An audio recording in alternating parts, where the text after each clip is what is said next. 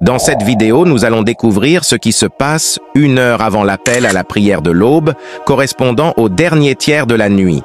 C'est l'un des meilleurs moments pour invoquer Allah, car les supplications sont exaucées. Alors, découvrons ensemble ce qui se passe pendant ce laps de temps et ses bienfaits. Le messager d'Allah, paix et bénédiction sur lui, a dit: Notre Seigneur descend chaque nuit jusqu'au ciel le plus bas lorsqu'il reste le dernier tiers de la nuit et il dit: Qui m'invoque pour que je l'exauce? Qui me demande quelque chose que je la lui donne? Qui me demande pardon que je lui pardonne? Allahu Akbar. Pour déterminer le dernier tiers de la nuit, il suffit de diviser le temps écoulé entre le coucher du soleil et le lever de l'aube en 3 parties égales. Le dernier tiers est celui qui nous intéresse.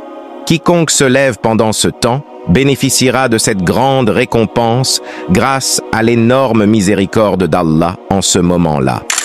La récitation du Coran est une adoration immense et sa récompense est immense.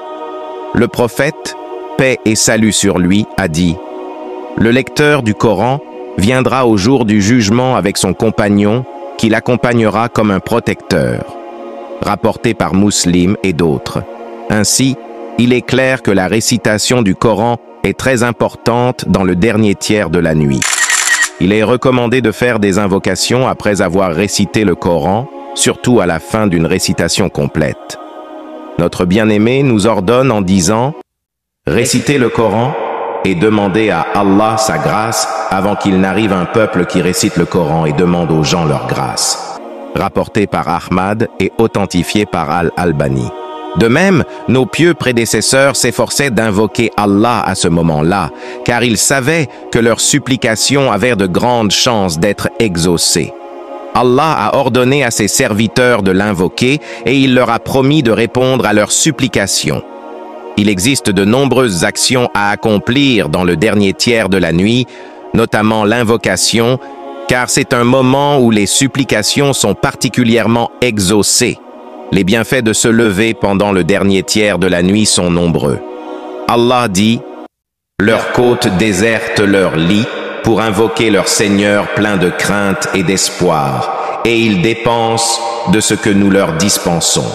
Personne n'est en mesure de savoir quelles joies leur sont destinées en récompense de ce qu'ils faisaient. Il n'y a pas de plus grand éloge que celui qui vient du Créateur de l'univers. Se lever pendant la nuit est une lutte contre l'âme et les désirs. Celui qui se lève pendant le dernier tiers de la nuit n'est pas comparable à celui qui dort ou passe son temps devant la télévision. La prière pendant le dernier tiers de la nuit nécessite une sincérité particulière, car celui qui prie est seul, loin des regards des autres, ce qui garantit la pureté de son intention et le protège de l'hypocrisie.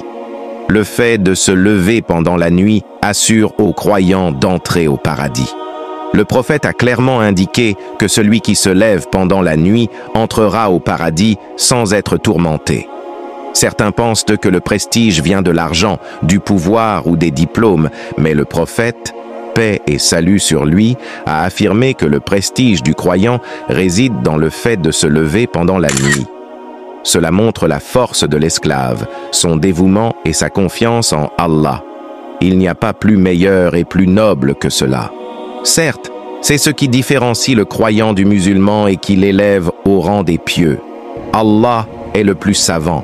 N'oubliez pas de vous abonner et de partager la vidéo afin de motiver d'autres personnes.